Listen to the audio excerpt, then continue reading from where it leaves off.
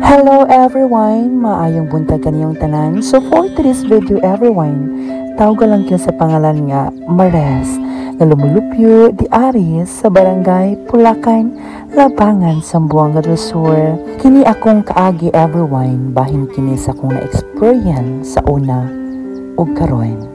Bitaw everyone sa among kapobrehon sa bata pa ako, grabe gud ang pagsulay sa among kinabuhi. Mukaon may taon everyone sa kong pamilya o kanang saging, kamuti, balanghoy, usahay everyone, wala gyud may kaunon sa matag adlaw di ari sa bukid.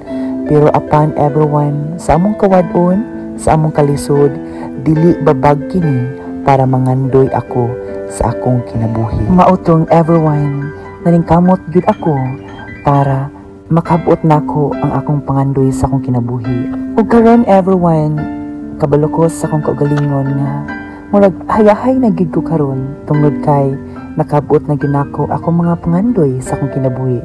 Karon everyone na ako diari sa Canada ug dako ay pagpasalamat aning maong ni RJ Vlogs tungod kay iya kong gitagaan og pagtagad ning maakong suliran.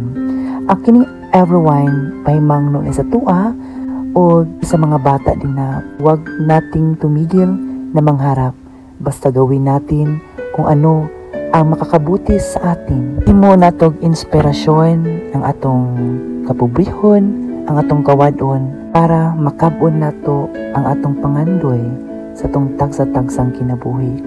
O kato lang everyone, daghang salamat sa iyong pamaminaw. Hinaot may pagtulunan kining akong suliran. This is your Maris from Pulacan, Zamboanga del Sur. Bye-bye everyone. Have a good day to all of us. Dalago ng Diyos kanatong tanan.